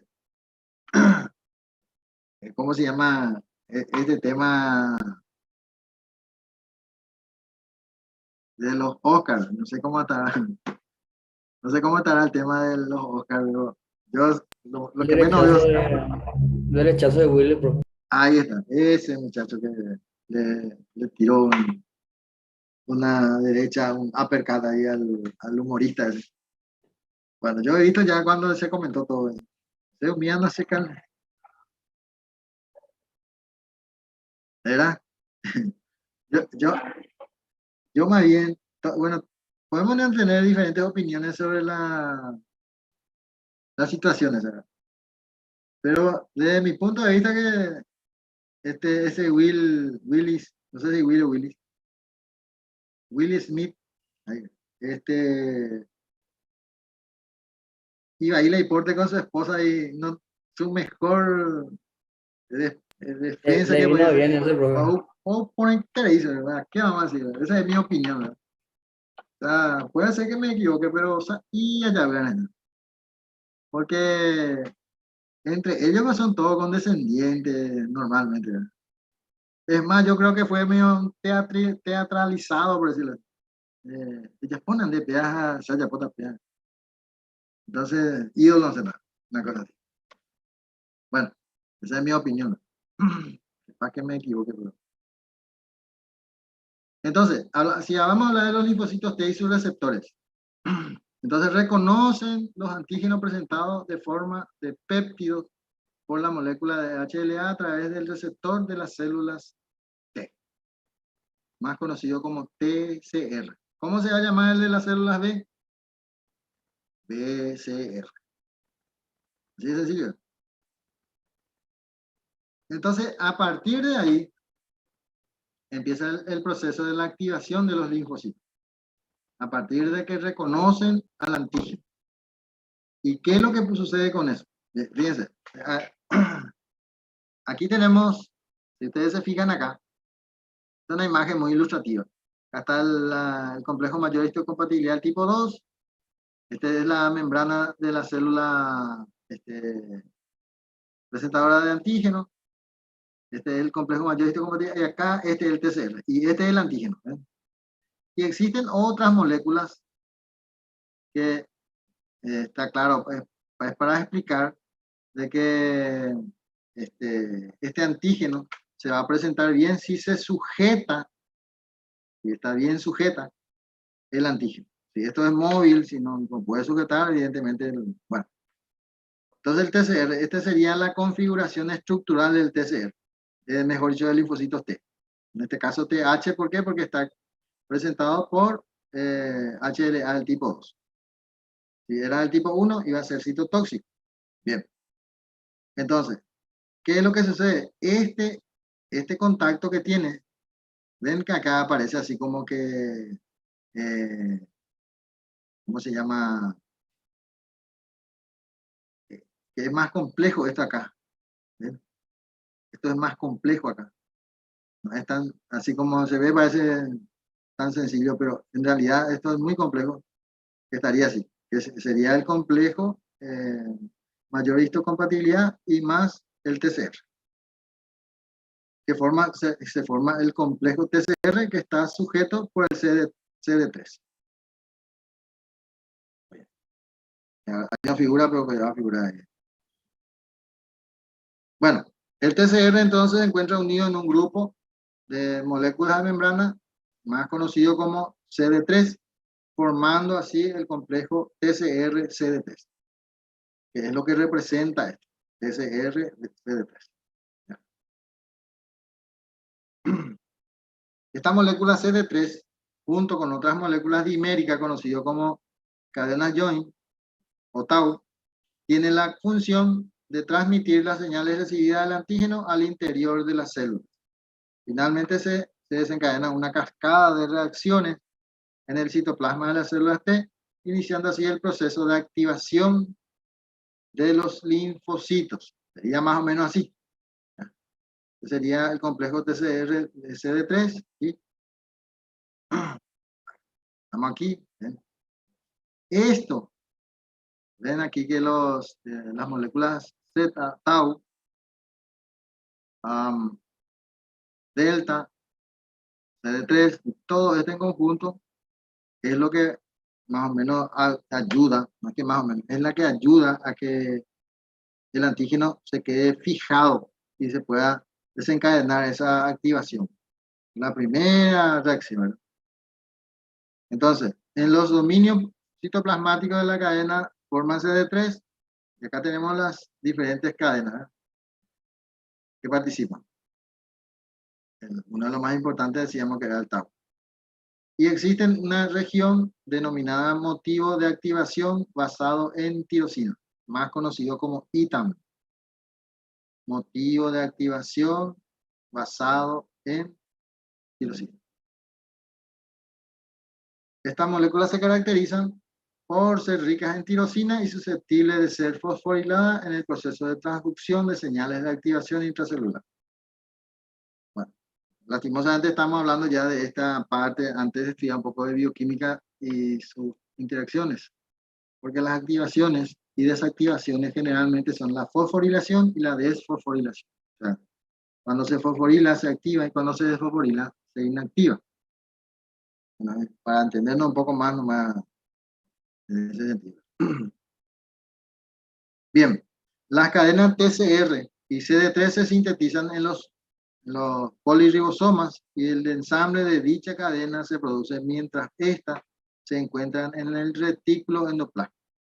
¿Vale? Que es lo que yo les decía un poco. Esto se expresa cuando aparece algo, no es que ya está presente. Por eso que tarda un poco la respuesta inmunológica adaptativa, ¿se acuerdan? No es que sea inmediata, porque tiene que ocurrir todas estas reacciones de tal manera que pueda dar la respuesta adecuada. Bien. Entonces, más o menos resumiendo lo que queremos decir, que una vez traducido por el TCR, el reconocimiento de los péptidos unidos a la molécula del tipo 1 y tipo 2 se produce en la internalización de las señales a través de la molécula de CD3. Ello induce a una cascada de señales intracelulares y la activación de diferentes factores de transcripción celular que determinan la producción de citocinas o factores citotóxicos según se trate de linfocitos TH o T citotóxicos respectivamente. ¿Se acuerdan que carecían esto de enzimas citolíticas internas? Entonces, pero sí pueden producir citocinas o factores citotóxicos externos que puedan también tener la capacidad de eliminar a al agente agresor. Esa es la diferencia más importante. Un caso muy especial de activación de linfocitos T se produce por sustancias presentes en bacterias como ciertos estafilococos que se denominan superantígenos. ¿Se acuerdan lo que era un superantígeno? El superantígeno era el que activaba de forma monoclonal, de forma descontrolada a ciertos linfocitos. Entonces hay una reacción adversa, en vez de ser positiva la reacción, se convierte en adversa. Ya.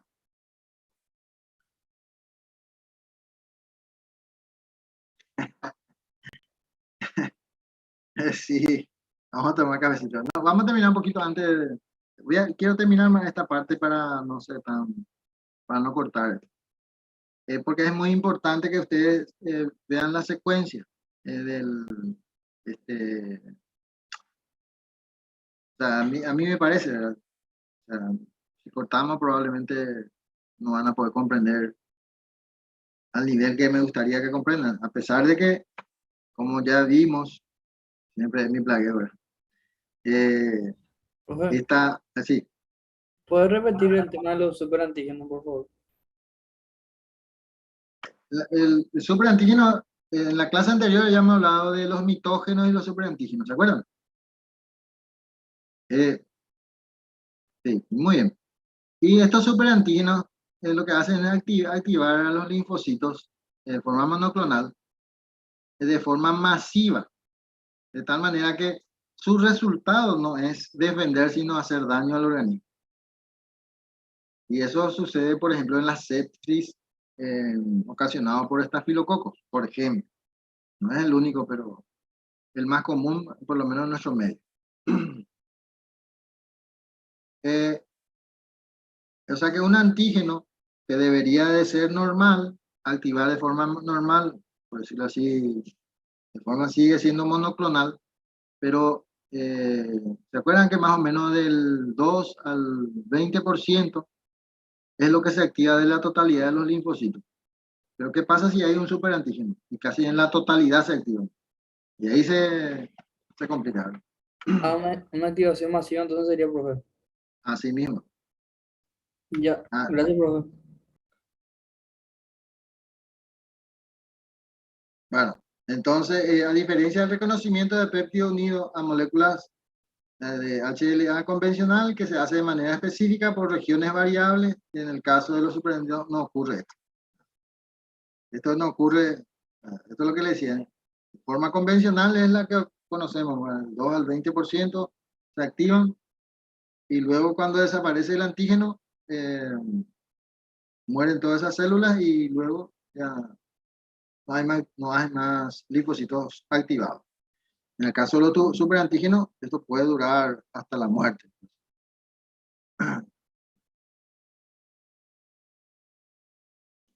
Bueno, esto es para ver un poco cómo ocurre el esquema de la síntesis y de las cadenas y los dominios. Y luego, acá tenemos el aparato de Golgi, que al final, todo lo que se produce acá, este sería el retículo endoplásmico, todo lo que se produce acá se ensambla acá y se forma aquí en la membrana, que es lo que decíamos hace rato. Solamente. Acá tenemos un superantígeno. ¿Ven? Esto sería todo normal. Acá está el antígeno, pero una molécula agarra y prácticamente fija esto. ¿Ven? Porque esto, pues, una vez activado, tendría que desprenderse y producir las reacciones internas y luego producir las citocinas o las linfoquinas o lo que sea. De acuerdo. Bueno, en vista de que esto no ocurre, esto empieza a activarse de forma masiva. ¿Ya? Y acá, por ejemplo, produce la linfoquina. Esta linfoquina prolifera de forma enorme esto. Y luego esto no se puede más parar. Esto sería el superantígeno. Creo que es la misma figura, lo ya puse. La expansión clonal y diferenciación efectora de linfocitos T. Acá está la célula presentadora de antígeno. ¿Ya? Aquí está el linfocito T. Se activan los linfocitos. ¿Ya? Acá se producen las interleucinas. Esto produce una expansión clonal. Y el otro tipo, y así sucesivamente, se va diferenciando. Gracias a este antígeno. Este antígeno desaparece y estos van a morir todos. Así nomás. ¿Ven? Aquí, por ejemplo, ¿ven? Antígeno. Acá hay apoptosis, dice abstinencia de antígeno, o sea que no hay más antígeno y van a morir todos. Esto que hay antígeno van a seguir y van a producir esto. Si esto luego no se activan más en un tiempo prudencial, mueren y esto continúa. Y así sucesivamente. De tal manera que se mantenga la memoria del antígeno por largo tiempo. Pero no son las mismas células las que, o sea, estas células que estuvieron en contacto con este antígeno ya no son los mismos después de 2 o 3 meses. ¿Se comprende la idea, verdad? Porque eso se va transmitiendo como una memoria, ¿ya?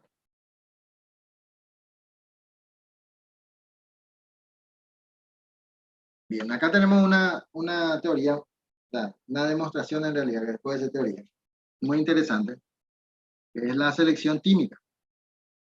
El TCR, además, en el proceso de reconocimiento de antígeno participa también controlando el proceso de maduración de los precursores de los linfocitos T. En el quimo, los dos procesos en los que se llaman, lleva a cabo la selección positiva y la selección negativa. Eso sería la selección química. Entonces, lo mismo aquí sucedería.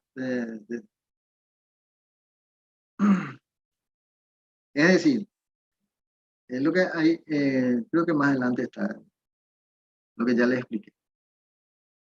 ¿Se acuerdan del niño que nacía y te decía, hola papá? Bueno, esto más o menos está por ahí. Las células inmunocompetentes para desarrollar adecuadamente sus funciones defensivas necesitan circular por todo el organismo y a la vez concentrarse en ciertos órganos donde pueden interactuar entre ellas. Esto es lo que ocurre con los linfocitos. Uno es lo que ocurre en circunstancias normales y el otro en circunstancias de emergencia. Por ejemplo, en una infección. Tanto en una como en otras circunstancias se requiere de moléculas con capacidad de hacer posible, por una parte, la interacción celular y por otra, que tengan capacidad de dirigir los movimientos celulares a los tejidos, que son las moléculas de adhesión que la vez pasada ya estudiamos. Ya no vamos más a mencionar. Las quimiosinas, que ya dijimos también. Los tipos de quimiosinas.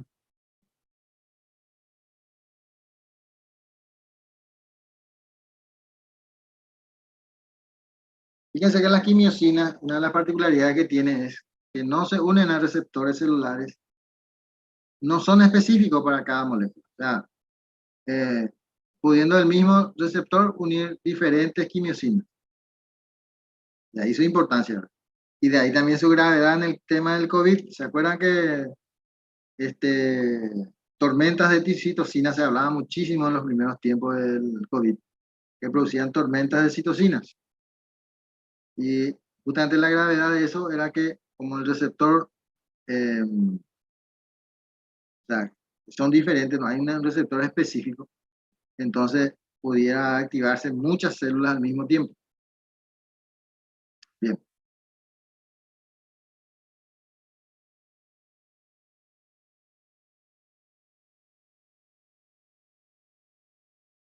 Bueno, esto sería el tráfico en una infección. Las células migran al foco inflamatorio a través de un proceso preciso y complejo.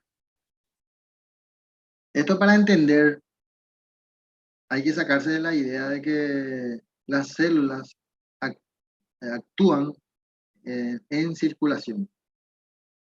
No, no actúan en circulación, sino van al foco de infección, que generalmente no son los vasos sanguíneos, generalmente, son los tejidos. Bien. Entonces, en esta extravasación del leucocito participan en forma secuencial diversas moléculas de adhesión y citocina siguiendo lo siguiente: interacción inicial de los leucocitos con el endotelio, que es el rodamiento de leucocitos sobre el endotelio, activación de los leucocitos, adhesión firme, extravasación y migración. Eso sería esto ya bien lo habíamos visto. Entonces, la citocina y sus receptores. La unión entre citocina y receptor es de alta afinidad, pero no es tan específica como la unión entre quimiosinas y receptores. Entonces, estas citocinas, que es un efecto autócrino cuando se unen a receptores presentes en la propia célula que lo produce, y parácrino cuando actúan sobre células que se encuentran en su vecindad. O sea, sería esas otras células. Solo a veces actúan a distancia, al igual que lo hacen las hormonas. Y ahí tenemos el primer efecto, que sería el pleiotropismo, que de manera que una misma citocina puede ejercer efectos diferentes al actuar sobre distintos tipos de células. Y redundancia, y esto sería que pueden tener la misma función en un determinado tipo celular. Una consecuencia de esta propiedad es que en ausencia de una determinada citocina, sus funciones pueden ser reemplazadas total o parcialmente por otra. Que es lo que ya le dije sobre el tema del... Bueno, esto sería... Bien, ¿hay alguna pregunta que quieran ustedes realizar? No, profe. Sobre todo aquellos que estaban presentes. Claro que todos van a llevar presente en línea general, ¿verdad? Pero hay que entender, ¿verdad?, que no todas las personas estaban presentes. Lo más triste es que yo sé eso, pero no se puede hacer nada. Por otro lado, ni aunque fuera, ¿cómo se llama?, presencial, generalmente no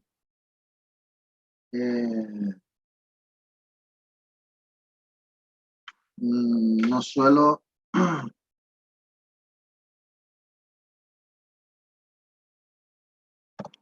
exigir que la gente quiera atender o no, porque es una responsabilidad personal, creo yo, ¿verdad? No sé ustedes qué opinan. Y en ese caso igual pones presente, profe. ¿Cómo? Y en ese caso igual pones presente. Si es presencial y no nos vamos. Si es presencial y no se van, no. En realidad lo que le digo es, generalmente el que no quiere atender la clase lo que hace es se pone allá en el fondo y empieza a hablar, ¿verdad? Y sin enojarme, sin enojarme, sin ningún tipo de enojo, lo que le suelo decir a los muchachos es que si no quiere atender puede salir afuera y que cuando yo llame la lista vuelva a hablar. Opa la vez. No sé si me entiende la idea, ¿verdad? Sí, profe, eso es criterio de cada uno. Ya. Claro, o sea, yo no es que les he hecho, sino es un acuerdo, ¿verdad? No quiere atender, en vez de molestarle al otro compañero que a lo mejor quiere atender, entonces sale afuera o salen afuera, antes son 2 o 3. Y luego entra, es más, le digo, envíele mensaje a los muchachos ahí, y le llaman la lista y ya está. Y no transgredimos ninguna norma de paso. Todo es legal, pero es una trampita en realidad. Pero siempre fue así. Y total después va a procurar recuperar de alguna manera.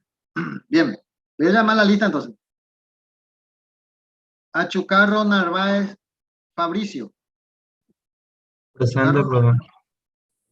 Añasco Fernández. Presente. Antunes. Presente, profe. Araujo Paredes. Presente, profe. Arias Machuca. Presente. Arruba Gaona. Presente. Báez Cardoso. Presente. Báez Palacios. Presente. Pareiro Vera. Presente. Benítez Melgarejo. Presente. Benítez Melgarejo Magalí. Presente, profe. Benítez Román Diana. Presente. Cardoso Vera.